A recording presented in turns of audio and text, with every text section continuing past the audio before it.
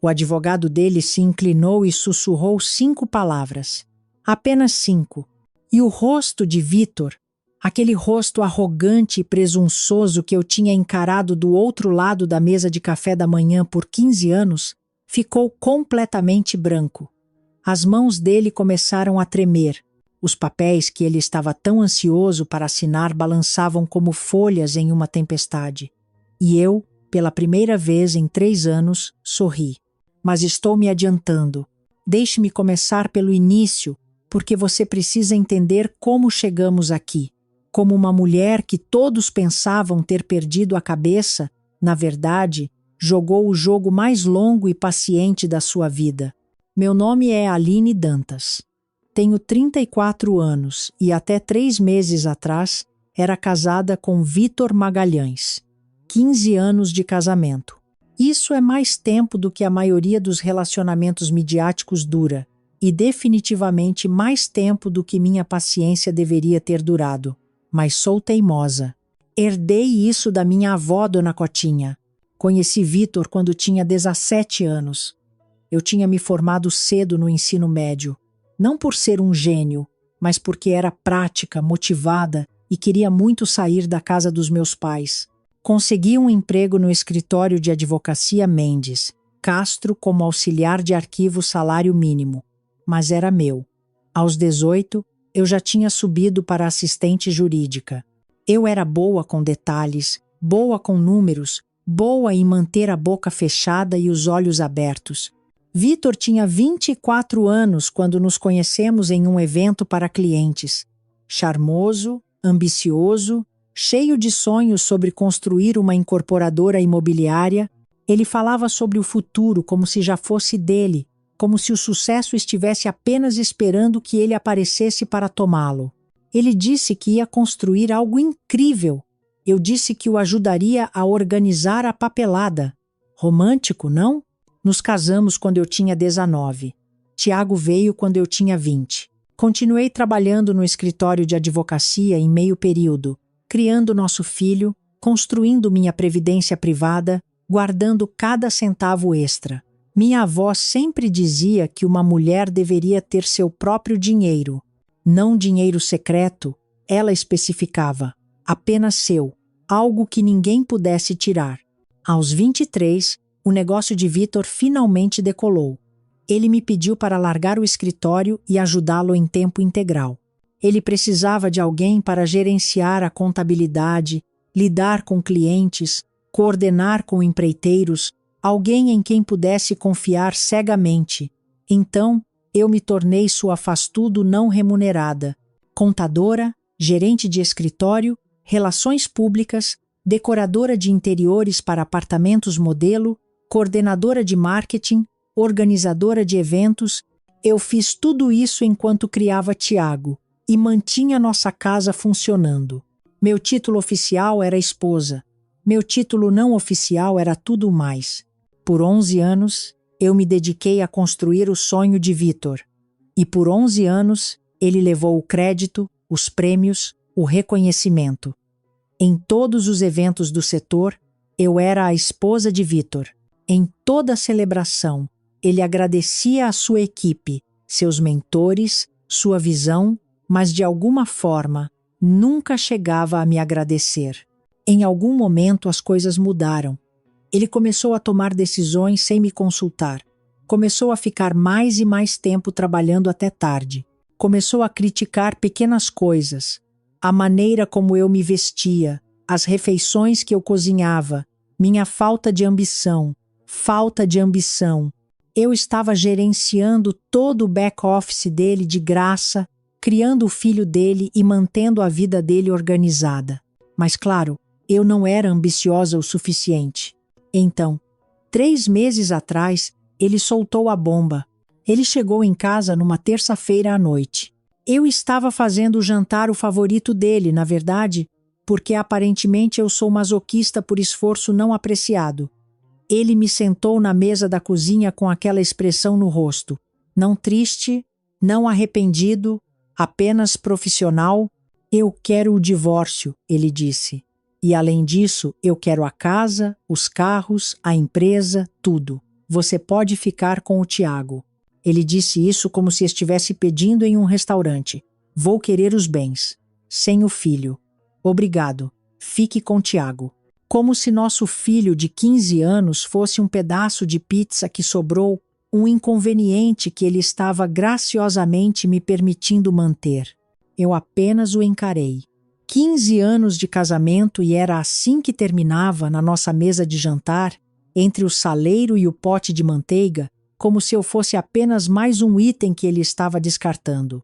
O que eu não sabia naquele momento, o que eu só descobriria depois, era que Vitor vinha planejando isso há meses. Ele já tinha um advogado, o doutor Ricardo Almeida, caro e experiente. Ele estava construindo sua estratégia de saída enquanto eu planejava as refeições e marcava a consulta dele no dentista. Fui pega de surpresa por um homem em quem confiei tudo. No dia seguinte, a mãe dele apareceu. Dona Lúcia Magalhães, uma mulher que me tratou como empregada por 15 anos, chegou com seu cabelo perfeitamente arrumado e seu semblante de simpatia perfeitamente ensaiado. Ela afagou minha mão e me disse que eu deveria ter me esforçado mais para mantê-lo feliz. Homens têm necessidades, querida, ela disse, como se estivesse explicando algo complexo para uma criança lenta. O conselho de Dona Lúcia sobre casamento era sempre fascinante, considerando que o marido dela passava 7 dias por semana no clube de golfe, especificamente para evitar estar no mesmo cômodo que ela. Mas, claro, o problema era eu. A primeira semana foi um borrão. Vitor me mudou para o quarto de hóspedes da nossa cobertura nos jardins. Ele preparou documentos, propôs acordos, estabeleceu prazos, tudo estava se movendo tão rápido e eu me sentia afogando. Todos viam uma mulher cujo mundo havia desmoronado. Uma vítima que não viu o golpe chegando. Mas aqui está a questão. O que Vitor não sabia, o que ninguém sabia, era que eu havia descoberto algo 3 anos atrás. Algo enterrado em seus próprios registros financeiros. Algo que ele pensou ter escondido para sempre. E eu vinha me preparando em silêncio pacientemente, desde então, voltando ao desastre. Em uma semana após o anúncio, Vitor havia assumido o controle total. O quarto de hóspedes se tornou minha residência permanente no que costumava ser nosso lar. A mensagem era clara. Esta não é mais sua casa. Em 2 semanas, ele começou a trazer. Ela, Bruna Souza, 27 anos, trabalhava na empresa dele. Claro que sim, ela tinha aquele visual perfeito de Instagram. Mechas loiras, unhas perfeitas, roupa de ginástica de grife que custava mais do que minhas compras semanais. Ela entrava na minha cozinha como se fosse dona. Usava meu avental, o avental da minha avó, enquanto fazia smoothies na minha batedeira. Ela era mais nova que meu casamento, mas fazia smoothies incríveis, então acho que isso é algo. Vitor a exibia como um troféu. Eles se sentavam no meu sofá, assistiam à minha televisão, comiam nos meus pratos. Ele a abraçava bem na minha frente, como se eu fosse um móvel, como se eu já tivesse desaparecido. A humilhação aumentava diariamente. Primeiro, ele cancelou meu cartão de crédito pessoal. Precisamos separar as finanças, ele disse, como se fosse razoável. Depois o cartão conjunto. Em seguida, ele sugeriu que eu provavelmente deveria encontrar outro lugar para ficar enquanto resolvemos as coisas, minha própria casa. E eu estava sendo convidada a sair. Dona Lúcia veio me ajudar a fazer as malas. E por ajudar, quero dizer que ela vasculhou meus pertences e decidiu o que eu merecia manter. Roupas velhas, tudo bem. Fotos de família, algumas. O livro de receitas da minha avó, ela hesitou, parecendo considerar reivindicá-lo para si. O que eu não estava autorizada a levar. Qualquer joia que Vitor tivesse comprado em 15 anos, qualquer móvel que eu tivesse escolhido, qualquer coisa de valor, são bens conjugais, Aline, explicou Dona Lúcia. E Vitor tem direito a eles. Ela empacotou minhas coisas em caixas de supermercado amassadas, não em caixas de mudança. Caixas de supermercado. como se eu fosse lixo sendo descartado. Durante tudo isso, eu tinha uma pessoa em quem achei que podia confiar. Denise. Éramos amigas desde o colégio, 20 anos de amizade. Foi a primeira pessoa que liguei após o anúncio de Vitor. Ela era tão solidária, sempre perguntando como eu estava aguentando, sempre pronta para ouvir. Ela vinha com vinho e me deixava chorar em seu ombro. Ela dizia que eu merecia algo melhor. Ela dizia que Vitor estava cometendo um erro enorme, mas algo parecia errado, coisas pequenas. A princípio, Vitor parecia saber meus planos antes que eu os fizesse. Quando mencionei a Denise que estava pensando em lutar pela casa, Tiago chegou em casa no dia seguinte dizendo: "Papai disse que isso não vai funcionar." Quando disse a Denise que estava procurando apartamentos em um bairro específico, Vitor fez um comentário sobre aquela área ser muito cara para mim. Então, a ficha caiu. Olhando para trás, eu deveria ter percebido anos atrás o jeito que Denise sempre se iluminava quando Vitor entrava na sala. A maneira como ela o elogiava um pouco demais, ria das piadas dele um pouco demais. Ela sempre perguntava sobre ele primeiro. Como está o Vitor? Como está a empresa? Vitor está feliz? Ela estava apaixonada pelo meu marido há 15 anos. E Vitor, que colecionava admiradoras como alguns colecionam selos, sabia exatamente como usá-la. Ele a fazia se sentir especial, importante, diferente das outras mulheres. Ele provavelmente insinuou que eles ficariam juntos depois do divórcio. Deu a ela esperança suficiente para mantê-la leal. Minha melhor amiga era sua espiã. 20 anos de amizade vendidos por uns flertes e promessas vazias, mas a pior parte não era Vitor, não era Dona Lúcia, não era nem mesmo Denise. A pior parte era Tiago. Meu filho viu tudo. A namorada, a avó empacotando minhas malas, o jeito que o pai dele olhava para mim como se eu fosse nada. E Vitor estava trabalhando nele, pingando veneno em seu ouvido dia após dia. Sua mãe está dificultando as coisas. Eu só quero que todos fiquem felizes. Ela que está arrastando isso. Estou tentando ser justo, mas ela não coopera. Tiago começou a se afastar. Não estava exatamente zangado, apenas distante, confuso. Ele não sabia em quem acreditar. E o pai dele era muito, muito convincente. Eu podia perder a casa, podia perder o dinheiro, podia perder tudo o que passei 15 anos construindo, mas ver meu filho olhar para mim como se eu fosse o problema, esse era o golpe que sangrava de verdade. Contratei uma advogada. Dró, Helena Castilho, recomendada pelo meu antigo escritório, 52 anos, afiada como uma navalha, tolerância zero para bobagens. Ela analisou minha situação e traçou o plano de batalha. Você ajudou a construir essa empresa, ela disse. Você tem direito à metade de tudo, a casa, a empresa, as contas. Vamos à luta. Eu a encarei por um longo momento. E se eu não quiser lutar? Helena me olhou como se eu tivesse começado a falar em outro idioma, como se eu tivesse sugerido enviar a Vitor um cartão de agradecimento e uma cesta de frutas. Ela pensou que eu estava quebrada, deprimida, abatida demais para me defender. Ela não tinha ideia. Mudei-me para um pequeno apartamento na Vila Mariana com Tiago. 2 quartos, um banheiro, uma cozinha do tamanho da minha antiga despensa. Metade das nossas caixas nem coube. Elas ficaram empilhadas no canto do quarto de Tiago como um monumento ao quão baixo caímos. Enquanto isso, Vitor postava fotos com Bruna. Novo capítulo, nova energia. Abençoado, ele escreveu. Dona Lúcia comentou. Tão feliz por você, querido. Você merece alegria. Minha irmã ligou, furiosa. Você precisa de um advogado tubarão. Tire tudo o que ele tem. Todos tinham conselhos. Todos pensavam que sabiam o que eu deveria fazer.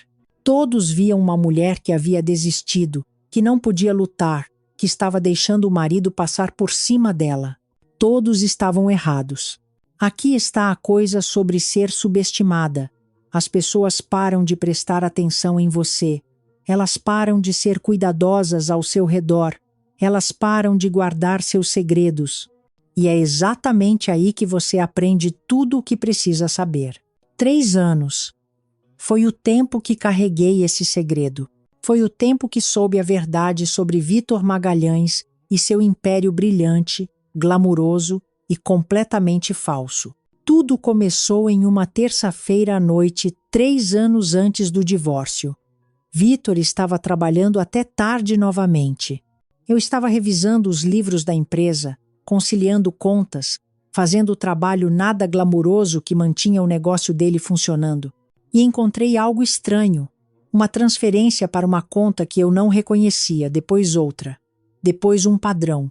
Dinheiro fluindo de nossas contas para lugares que eu nunca tinha visto antes. Eu cavei mais fundo. Fiquei acordada até às 3 da manhã seguindo a trilha. O que descobri fez meu sangue gelar. Vítor vinha fazendo empréstimos contra tudo o que possuíamos. A casa, nossa linda cobertura que todos admiravam, tinha 3 hipotecas.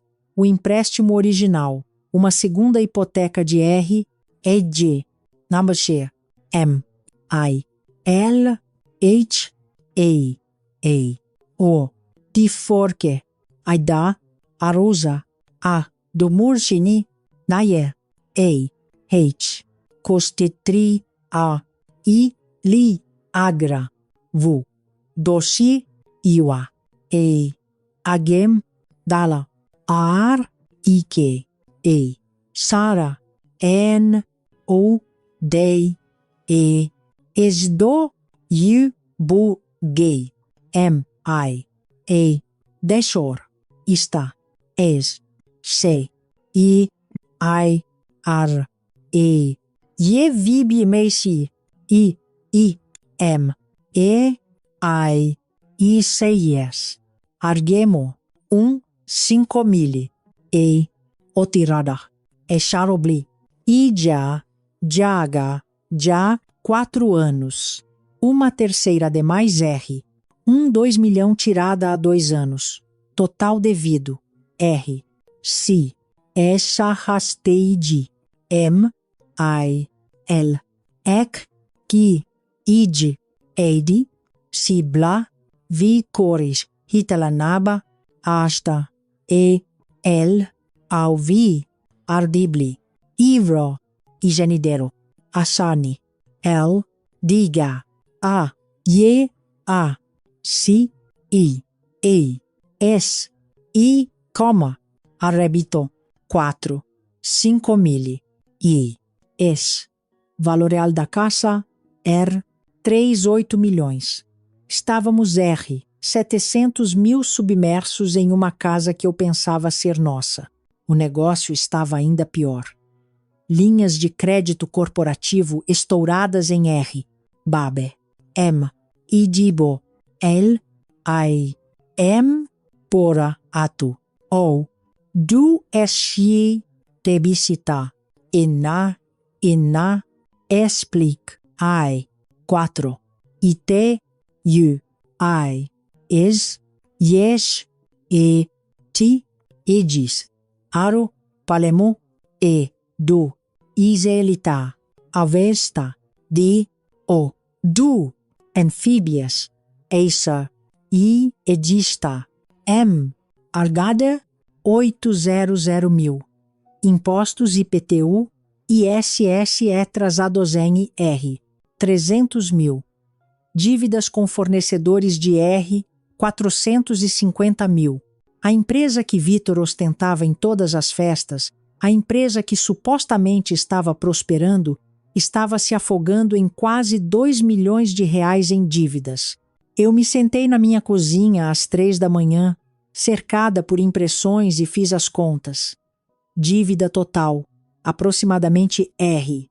Leo, Avisque, U, M, IE, L, H, O, Yesma, Ebiscos, Egisei, Viba, Kera, Dikia, L, Au, Ar, E, Ti, N, O, conste, di, ta, a, ardi, el, haris, i, a, elito, ei, endi, di, sa, havgoron, hatete, ai, vitere, a, dureza, dozirosena, asi, el, vi, vu, ihamova, derrama, zit, ar, gerand. 6. 5.000. Ouvi, ex, valor todel, realdo, ativos, talvez, 5 milhões. Estávamos 1 milhão no buraco, talvez mais. Mas para onde foi todo o dinheiro? Continuei cavando. Tracei cada transação que pude encontrar, e o quadro que emergiu era devastador. Investimentos em criptomoedas perdidos, apostas, um apartamento que eu não sabia, alugado para uma mulher que eu não sabia, despesas de luxo que nunca chegaram em casa. Meu marido não estava construindo um império. Ele estava construindo um castelo de cartas com cartas emprestadas que também estavam em chamas. Parecíamos ricos da mesma forma que um manequim parece vivo, convincente à distância, completamente oco de perto. Meu primeiro instinto foi confrontá-lo, gritar, chorar, exigir respostas. Mas eu conhecia Vitor. Se eu o confrontasse, ele me manipularia. Ele explicaria. Me faria sentir louca por questioná-lo. E pior, se ele soubesse que eu sabia, ele poderia tentar assumir o controle do meu dinheiro separado. Eu sempre guardei algo meu, a voz da minha avó na cabeça. Uma mulher deve ter seu próprio dinheiro. Minha previdência privada dos anos de escritório de advocacia tinha crescido para cerca de 300 mil. Era meu. E havia a própria vovó Cotinha. Ela havia falecido quando eu tinha 28 anos e me deixou 800 mil. O testamento dela era específico. Este dinheiro é apenas para a Aline. Eu o mantive em uma conta separada por 6 anos, nunca misturando com as finanças de Vitor, nunca usando para despesas domésticas. Eu tinha cerca de 1 milhão que era legalmente completamente meu, então não confrontei Vitor. Em vez disso, me protegi. Trabalhei com meu tio, um contador aposentado, para criar um fundo de investimento irrevogável para Tiago. Minha previdência e minha herança foram para esse fundo. Meu nome não estava como beneficiária. O nome de Vitor certamente não estava. Era para o futuro de Tiago, intocável. Então, documentei tudo. Cada documento de hipoteca, cada conta oculta, cada transação suspeita. Guardei cópias na casa da minha irmã e em um cofre. E então esperei. Eu sabia que Vitor acabaria me deixando. Homens como ele sempre fazem. Eu só tinha que estar pronta quando isso acontecesse. 3 anos esperando. 3 anos assistindo-o cavar o buraco mais fundo. 3 anos sorrindo em jantares, enquanto sabia que nossa vida inteira estava construída em areia movediça. Quando Vitor finalmente pediu o divórcio, quando ele exigiu a casa, os carros, a empresa, tudo, eu quase caí na gargalhada. Ele não estava pedindo ativos, ele estava exigindo dívidas. Ele simplesmente não sabia disso ainda. De volta ao presente, sentei-me em frente à doutora Helena Castilho e coloquei 3 pastas em sua mesa. 3 anos de evidências. Ela leu em silêncio por quase 1 hora. Quando ela finalmente olhou para cima, sua expressão havia se transformado. Você sabia disso há 3 anos? Eu estava esperando que ele fosse embora. Eu sabia que ele faria isso. E quando ele exigiu tudo, ele exigiu toda a dívida. Ele simplesmente não entende isso ainda. Helena recostou-se na cadeira. A pena havia sumido de seus olhos. A preocupação havia sumido. O que a substituiu foi algo parecido com admiração. Então, quando você assinar a transferência dos ativos, você sai limpa. Ele fica com as hipotecas, as dívidas da empresa, as obrigações de leasing, tudo se torna responsabilidade exclusiva dele. E minha herança, minha previdência, bens separados, nunca misturados, legalmente protegidos, sentados em um fundo para meu filho. Helena ficou em silêncio por um longo momento. Então ela sorriu, um sorriso lento e perigoso. Ciara Dantas, ela disse, acredito que lhe devo um pedido de desculpas. Eu pensei que você havia desistido. Eu sorri de volta. Todos pensam. Esse é o objetivo. Helena passou de me encarar como um gatinho perdido para me encarar como uma grande mestre de xadrez. Prefiro grande mestre. A armadilha já estava armada, os números estavam verificados, a documentação era a prova de falhas. Tudo o que eu tinha que fazer agora era deixar Vitor pensar que estava ganhando, e ninguém faz o papel de perdedora graciosa melhor do que uma mulher que pratica há 15 anos. Os 3 meses seguintes foram uma aula de atuação. Eu me tornei exatamente o que todos esperavam que eu fosse. Quebrada, derrotada, mal me aguentando. Eu aparecia nas sessões de mediação com olhos vermelhos e mãos trêmulas. Eu falava baixo, hesitante, como uma mulher que perdeu toda a confiança. Eu pedi tão pouco que até o mediador parecia desconfortável. Eu só quero o suficiente para recomeçar, eu disse durante nossa segunda mediação. Não estou tentando ser difícil. Sei que a empresa é o trabalho da vida dele. Sei que a casa significa tudo para ele. Não quero desmantelar nossa família mais do que já está. Eu solicitei um acordo de R, 150 mil em dinheiro, meus pertences pessoais e a custódia compartilhada de Tiago. Foi isso. Vitor concordou imediatamente. Ele provavelmente estava esperando que eu lutasse pela metade de tudo. Em vez disso, eu estava pedindo migalhas. Ele me olhou por cima da mesa de mediação com algo quase parecido com pena, como se eu fosse um animal ferido que ele estava graciosamente tirando da miséria.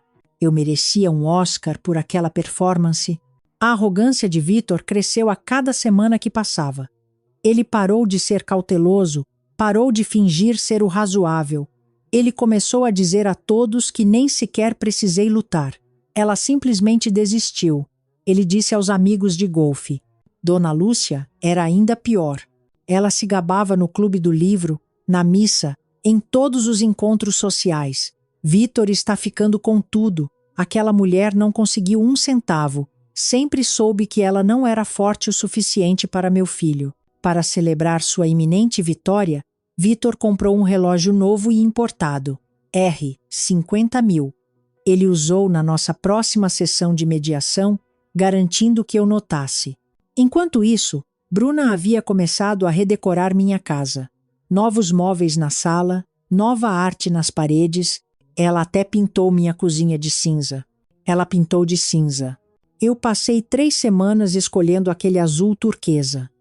3 semanas de amostras de tinta e testes de iluminação, enlouquecendo para conseguir o tom perfeito de esperança.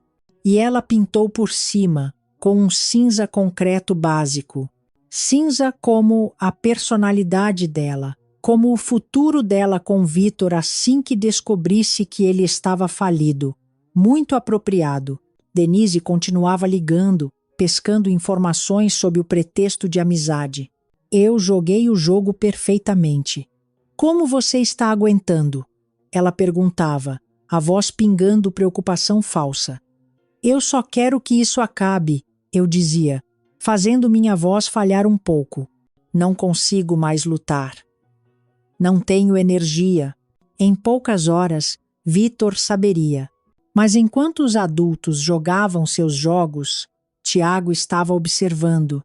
E meu filho inteligente, observador e maravilhoso, estava começando a notar coisas que não se encaixavam. Ele notou o novo relógio de R, 50 mil do pai, mas ouviu Vitor dizer que não podiam pagar a excursão escolar. Ele notou as sacolas de compras de grife de Bruna se acumulando no hall, mas ouviu Vitor reclamar que o dinheiro estava apertado. Uma noite, Tiago veio ao meu pequeno apartamento e sentou-se à minha mesa de cozinha de segunda mão.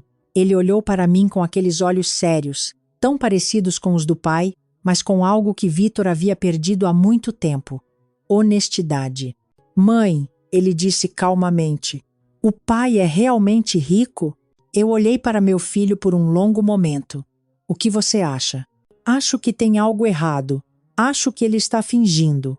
Alisei sua mão. Confie em mim. Espere só mais um pouco. Por trás dos bastidores, Helena estava preparando nossa estratégia legal com precisão cirúrgica. O principal acordo de divórcio declarava claramente que eu estava abrindo mão de todos os direitos sobre os bens conjugais. A casa, a empresa, os veículos, tudo iria para Vitor. Em troca, eu receberia meu modesto acordo em dinheiro e sairia. Mas anexado a esse acordo havia um adendo, uma declaração detalhada de responsabilidade. Cada dívida, cada hipoteca, cada empréstimo, cada obrigação vinculada a esses ativos. Quando Vitor assinasse por todos os ativos, ele estaria legalmente assumindo todos os passivos. As hipotecas se tornariam responsabilidade exclusiva dele. As dívidas da empresa seriam transferidas inteiramente para ele. 2 semanas antes da audiência final, Dr. Ricardo Almeida, advogado de Vitor, ligou para Helena com preocupações. Meu cliente está assumindo ativos significativos, Dr. Ricardo disse. Gostaria de solicitar uma auditoria financeira completa antes de finalizarmos, apenas para verificar tudo. Helena manteve a voz neutra. Claro. Forneceremos toda a documentação que você precisar. Mas quando o Dr. Ricardo levou isso a Vitor, meu quase ex-marido encerrou o assunto imediatamente. Sem auditorias, Vitor disse a ele, eu construí aquela empresa. Sei exatamente o quanto ela vale. Não vou pagar para um contador me dizer o que já sei. Dr. Ricardo apresentou a Vitor um termo de renúncia, um documento reconhecendo que o advogado havia recomendado uma revisão financeira independente e que Vitor estava recusando contra o conselho do advogado. Vitor assinou sem ler. Na noite anterior à audiência, Vitor me enviou uma mensagem de texto. Obrigado por não tornar isso feio. Eu digitei de volta. Eu só quero o que é melhor para o Tiago. O que era melhor para Tiago? Seu fundo de investimento, seu futuro garantido e um pai que estava prestes a aprender a lição mais cara de sua vida. Quinta-feira, 17 de abril, 9 horas. Sala de audiências 4B. Vitor chegou primeiro. Usava seu melhor terno, o Armani que o ajudei a escolher. Seu novo relógio brilhava enquanto ele apertava as mãos de Dr. Ricardo. Ele parecia confiante, relaxado, como um homem prestes a fechar um negócio muito favorável. Bruna estava esperando no corredor. Dona Lúcia também estava lá, sentada na galeria. Ela me olhou quando entrei e deu aquele pequeno sorriso, o tipo que você dá a alguém que você já derrotou. Eu cheguei alguns minutos depois de Vitor. Vestido marinho simples, sem joias, cabelo preso, eu parecia cansada, derrotada, como uma mulher que não tinha mais nada pelo que lutar. Perfeito. A juíza Patrícia Guedes entrou. Ela analisou o processo brevemente. Depois olhou para cima. Magalhães contra Dantas. Audiência final de dissolução. Entendo que as partes chegaram a um acordo. Dr. Ricardo se levantou primeiro. Sim, meritíssima. Meu cliente, Vitor Magalhães, está assumindo todos os ativos conjugais, incluindo a residência da família, a empresa de desenvolvimento imobiliário e todos os veículos associados. Em troca, a seu IAR, Dantas recebe um acordo em dinheiro de R$ 150 mil. Helena se levantou ao meu lado. Correto, meritíssima. Minha cliente concorda em renunciar a todos os direitos sobre esses ativos e aceita os termos propostos. Os olhos da juíza Guedes se moveram para mim. Ela estudou meu rosto por um momento. Ciara Dantas, preciso confirmar se você entende o que está concordando hoje. Você está abrindo mão de sua parte em propriedades substanciais, o lar da família, a empresa que você ajudou a construir. Você tem certeza de que é isso que deseja? Mantive minha voz suave, ligeiramente trêmula. Sim, meritíssima, eu entendo. E está entrando neste acordo voluntariamente? Ninguém está pressionando você? Não, meritíssima. Eu olhei para baixo, depois voltei a olhar para ela. Eu só quero que meu marido fique com tudo o que pediu. Quero que isso acabe. A juíza me estudou por outro longo momento. Eu podia praticamente ver seu debate interno, se deveria proteger-me do que parecia uma decisão terrível. Muito bem, ela disse finalmente. Vamos prosseguir. O escrivão distribuiu os documentos finais. Vitor assinou ansiosamente, mal olhando para o que estava concordando. Ele queria que isso acabasse. Eu assinei devagar, deliberadamente. Cada traço da minha caneta foi cuidadoso e preciso. Este era o momento pelo qual eu esperava há 3 anos. Eu ia saboreá-lo. Do outro lado do tribunal, vi Vitor olhar para Dona Lúcia e sorrir. Ela acenou de volta, aprovando. Enquanto isso, Dr. Ricardo Almeida estava fazendo o que bons advogados fazem, revisando o pacote completo de documentos uma última vez. Acordos principais assinados, cronograma de ativos assinado, termos de acordo assinados. Então, ele chegou ao adendo, a declaração de responsabilidade. Eu observei seu rosto enquanto ele lia, observei a confusão brilhar em suas feições, observei-o folhear uma página para trás, depois para frente novamente, como se estivesse esperando ter lido errado. Ele não tinha. O rosto de Dr. Ricardo ficou pálido. Ele se inclinou na direção de Vitor, tentando ser discreto. Senhor, ele sussurrou. Precisamos conversar. Vitor o ignorou, ainda se banhando em sua vitória. Agora não. Quase terminamos. Senhor, a voz de Dr. Ricardo era mais urgente. Você está assumindo toda a dívida. A declaração de responsabilidade, as hipotecas, os ônus da empresa, está tudo aqui. Você está assumindo a responsabilidade pessoal por tudo. Pela primeira vez, Vitor realmente olhou para o que havia assinado. Eu observei seus olhos examinarem os números, observei a cor sumir de seu rosto. Caixa, R, C, AU, M, I, L, Eja, O, Adeli, Esla, Yerasco, Ivo, Devon, Ikamen, Demor, O, Aj, ESESM, V, Destardar Vigé, L, Au, Pra, Iveraspos, Enema, M, Iga, Asau, Ara, Elie, A, Desta, A, 4, 5 mil, Ara, ex-devidos. Valor de mercado, R, 3, 8 milhões. Empresa, R, 2 milhões em dívidas combinadas. Valor líquido de tudo que ele acabou de reivindicar. Negativo, R, 1 milhão. Ele não ganhou na loteria. Ele ganhou a conta. Vitor se levantou abruptamente, sua cadeira raspando no chão. Isso não está certo. Ela escondeu isso de mim. Isso é fraude. A voz da juíza Guedes foi cortante. Senhor Magalhães, sente-se. Esses números são falsos. Vitor insistiu, sua voz aumentando.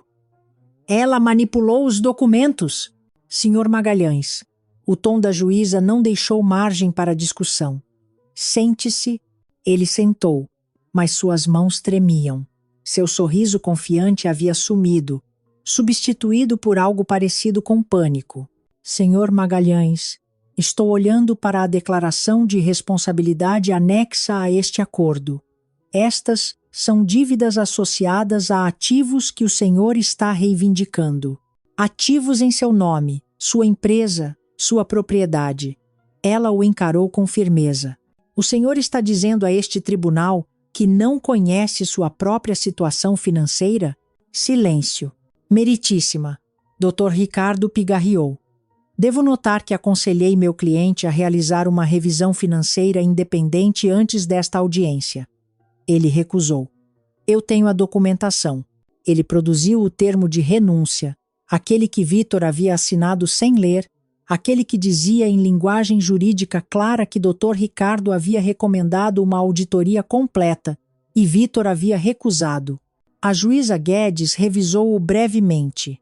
Então o Sr. Magalhães foi aconselhado a verificar esses valores. Ele optou por não fazê-lo. Ele assinou um termo de renúncia reconhecendo essa escolha. Isso está correto? Vitor estava olhando para o documento como se fosse uma cobra que acabara de mordê-lo.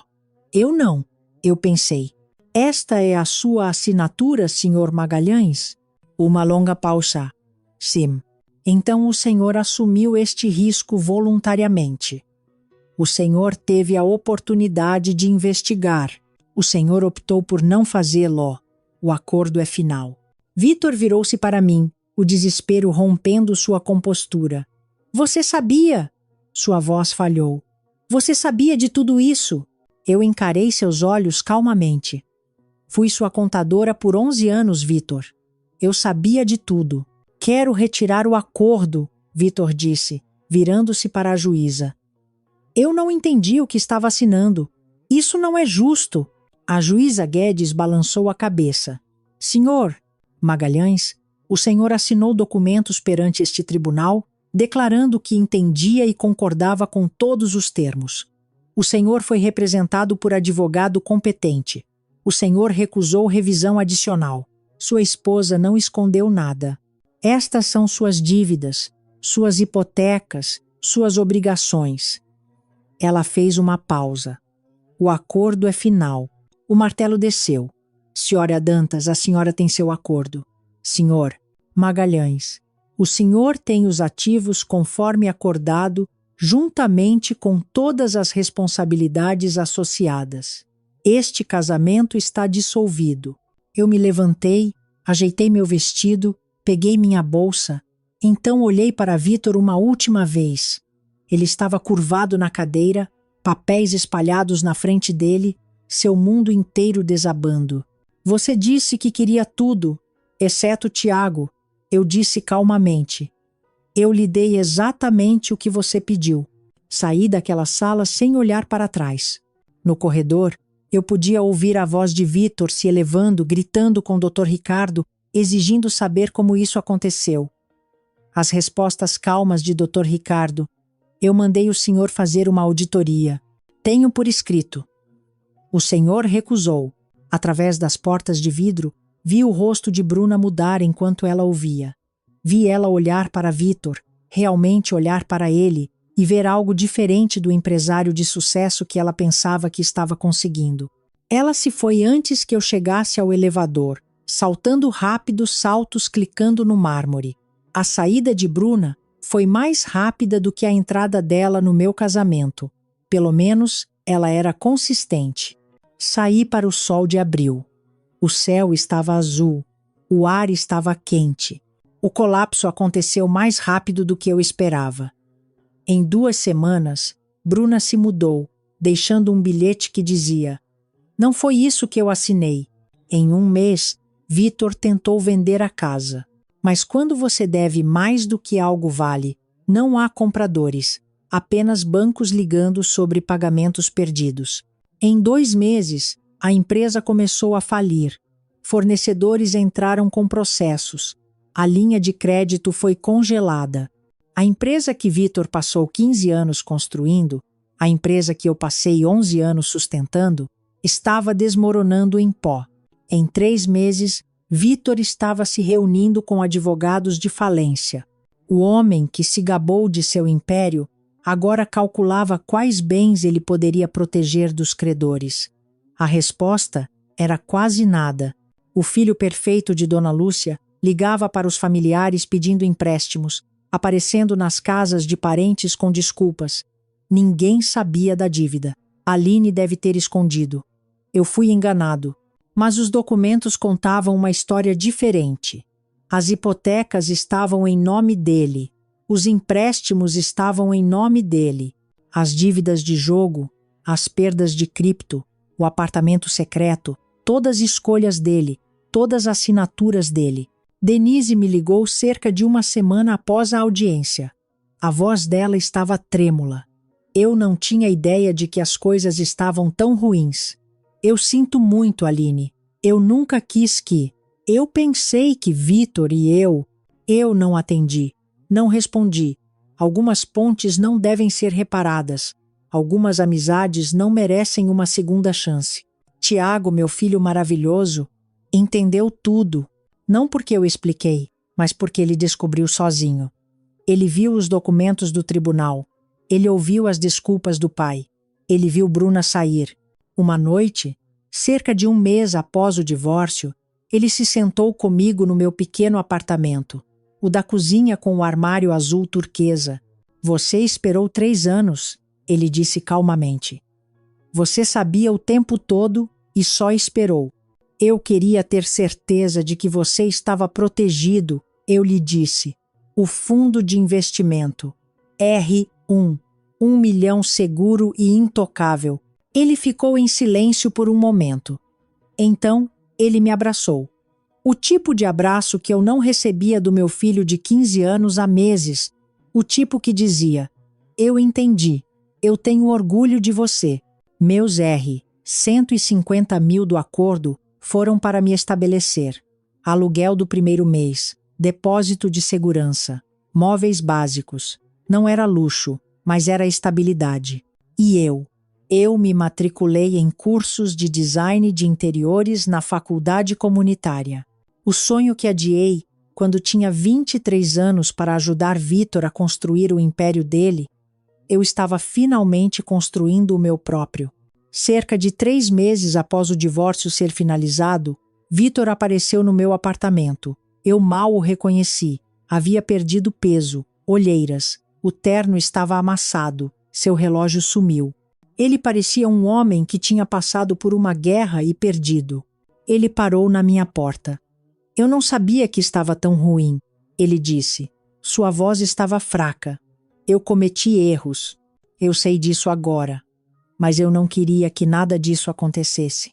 Encostei-me no batente da porta e olhei para ele.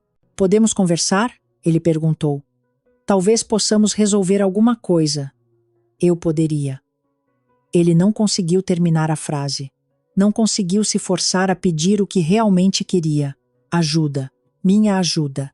Você pediu tudo, exceto Tiago, eu disse calmamente. Você conseguiu exatamente o que queria. Alina, por favor. Adeus, Vitor. Fechei a porta. Ele ficou no corredor por 10 minutos. Eu sei, porque assisti pelo olho mágico enquanto tomava sorvete. O melhor espetáculo que eu já vi. Naquela noite, depois que Tiago foi para a cama, sentei-me na minha pequena sala e olhei para a foto da minha avó. Você estava certa em tudo, vovó, eu disse baixinho. Mantenha seu próprio dinheiro, conheça seu valor e nunca deixe ninguém fazer você se sentir pequena. O apartamento estava quieto, pequeno, nada como a casa onde morei por 15 anos. Mas era meu. Cada cor de tinta, cada pedaço de mobília, cada decisão, minha. E pela primeira vez em mais tempo do que eu conseguia me lembrar, eu estava livre. Se você chegou até aqui, você sabe que o tempo e o silêncio são as ferramentas mais poderosas que uma mulher pode ter. Você já começou a construir o seu próprio cofre? Conte-me nos comentários qual foi o momento da história que te deu mais satisfação. E não se esqueça de curtir e se inscrever para mais histórias de justiça poética.